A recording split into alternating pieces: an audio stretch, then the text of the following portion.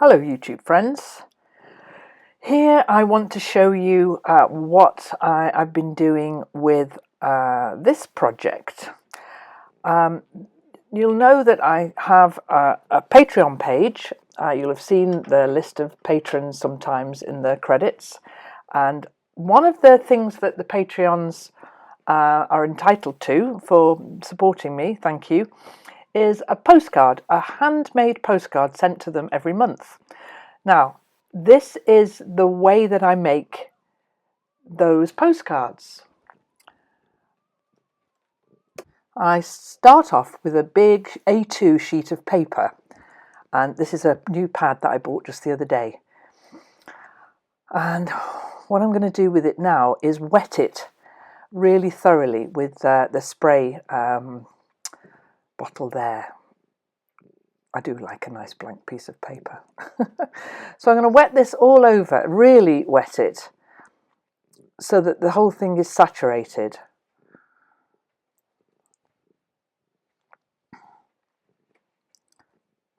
And of course, Sadie chooses that moment to walk across the wet paper, shake her feet. Get down, Sadie. There, thank you. Go on, down you go. Thanks very much. Always there's a cat, isn't there? Always. A cat on my knee while I'm doing this little voiceover. Guess which one it is? So I started off thinking, oh, get down, Sadie. Shaking her feet. I started off thinking I would use my watercolour paints, but they're far too pale, insipid for what I wanted to do. So I got my acrylics out. It's acrylic paper after all.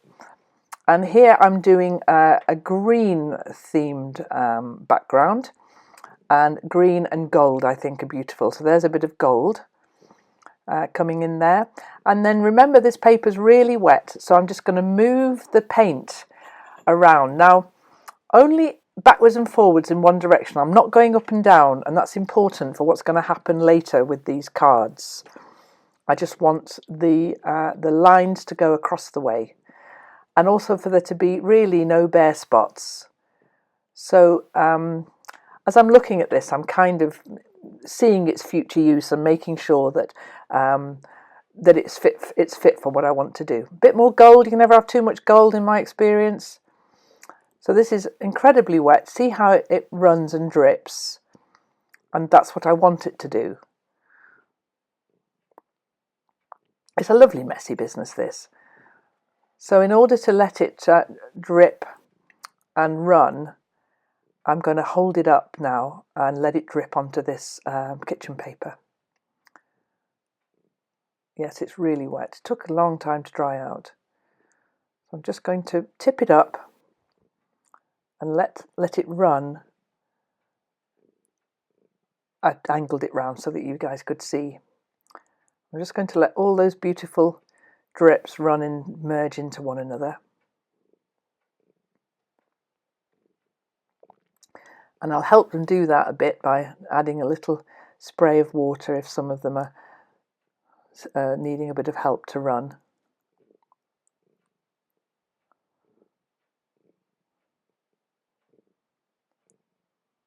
And then if it goes the other way as well, I make sure that the edges get as much of the detail that I want as the middly bits do.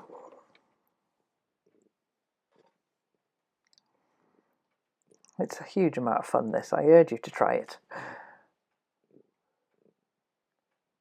So, I don't know, I think that might do, but obviously I've decided it won't, so I'm going to add a bit more green.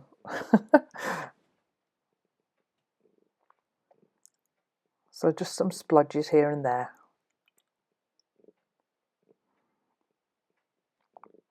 When you see what I'm eventually going to do with this, you'll see that it actually doesn't matter where the paint goes, or so long as there's a general feeling of east to west, left to right.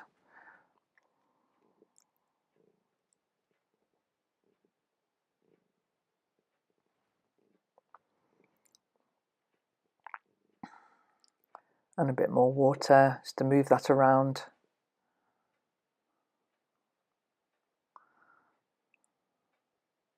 To encourage those to to smear a little bit. And always trying to keep the paper that way, yeah, so that the drips go the way I want them to. It's really wet and hard to handle now. So I think the green one's done. So a big clean up. I put the green one, I put it in the porch where the cats don't go to dry, so that there wouldn't be any Sadie footprints all over it. And then because I had everything out and I was in the mood to do it, I made more of different colours. So again, wetting the paper really thoroughly. No cat helping me this time.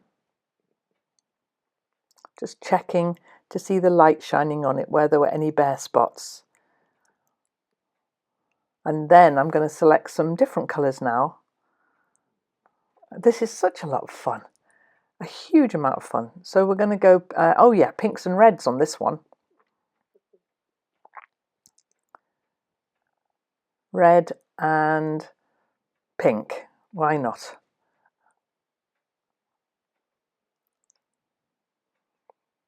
These are new paints, so I gave them a good old shake up, so that when I do this splodging mess here, it's very wet, the paper. You can see how wet, can't you?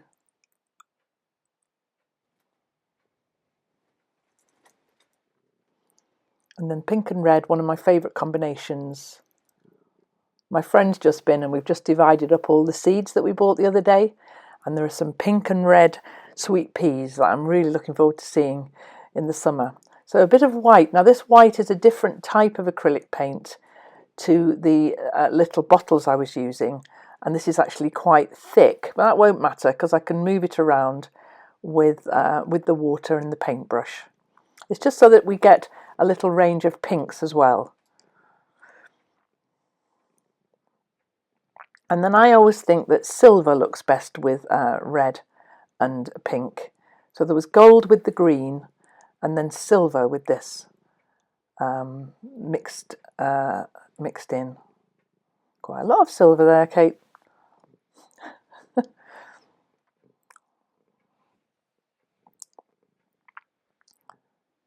A nice big brush now, just to create this. Oh, it's so much fun. It's so much fun. In fact, after I finish doing this edit and this voiceover, I might make some more. I really enjoy doing it.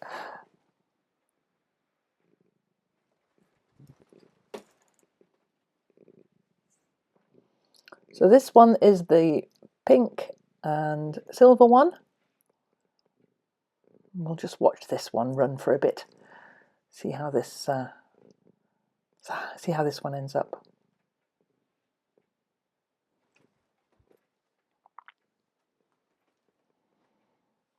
Yeah, so just putting some little bits of textury detail in there, which you won't see at the end because they'll kind of be mixed in with the whole look of the thing.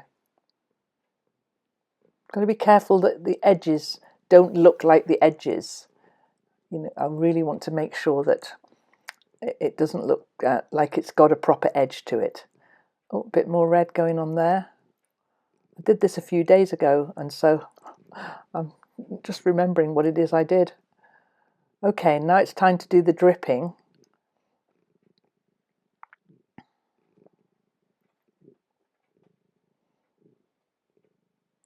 Sometimes you can't avoid getting some of the paint on the back of the paper because there's so much wet and paint sloshing around here and there. But I tried not to. I didn't succeed. But I don't mind having a bit of paint on the back. Okay, so now we're going to run and drip this one with the spray.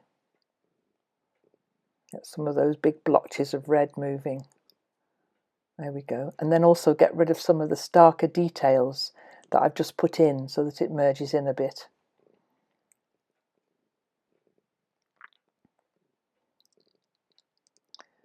And then I don't want the lines to be going up and down, north to south, but I let a bit of that run there because I can now turn it round the other way and let it drip round the other way.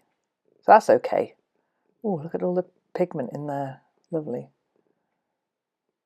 So now I can make it go that way. There we go. And get that that sort of side to side feel that I want for these cards.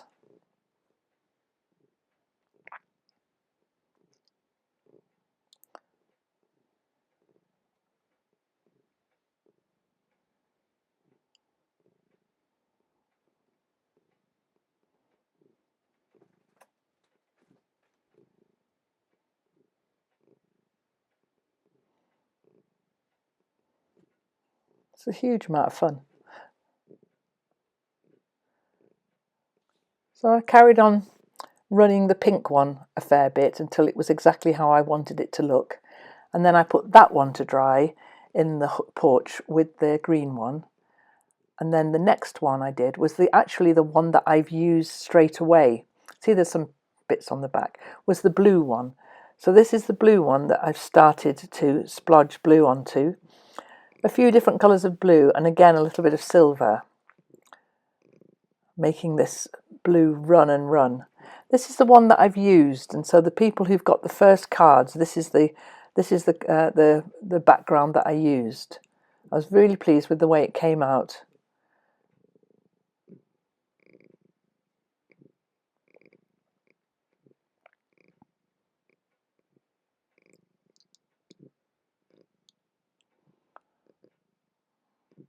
So a bit more water again, just to encourage the runs to go all the way to the bottom.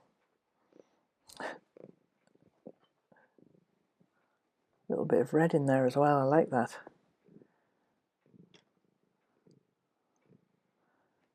And then when this one was to my satisfaction, which it will be soon, I put this one to dry with the other two, the pink one and the green one. It's very satisfying, isn't it? And while they were drying, which took probably, I think I started to do the next stage the next day. But before that, I got out all my gel printing equipment, and I'll leave an iCard to that in the top right-hand corner, because I've printed with this before, but I'm printing onto tissue paper here because I want to be able to tear it to use it, and I'm printing these silver moons is what they are. And so on the tissue paper there, it means that it's really quite fragile, but that's kind of like the look I'm going for. So I did, I've got my silver paint and then my big circles template. And then I took the template off, and then I made on the same piece of tissue paper, I made some circles that were not so, you see what I mean? They weren't moons. I'll see if, I don't know how I'm going to use them, but I might use them. So it was tricky doing it with the tissue paper, but that was the look I was going for.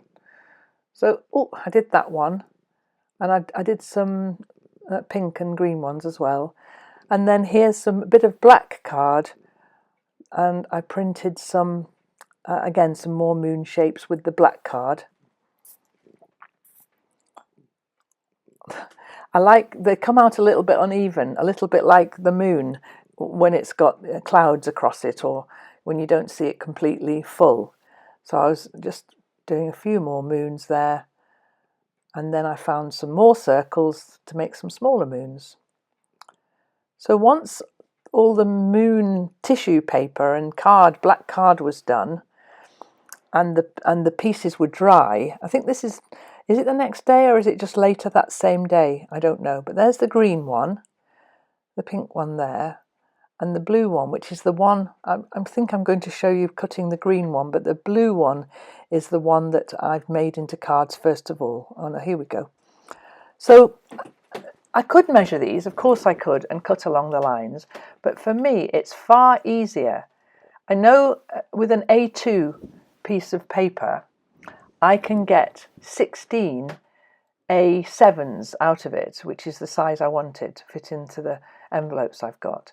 So I cut them, I folded and cut and folded and cut until what I've got then is a fragment of that background, so that we've got something that looks like that which gives a sense of sky, a sense of clouds, which is why I wanted the drips to only go in one direction. I didn't want the drips to go downwards. Now you see, madness in my method. And then when they're all cut, then I made those into the cards. And here's the green one as a full piece, and then cut into 16 pieces then, which I will then go on to embellish. And there's a video over on my Patreon page of me finishing these cards. So thanks for watching, as ever. See you next time.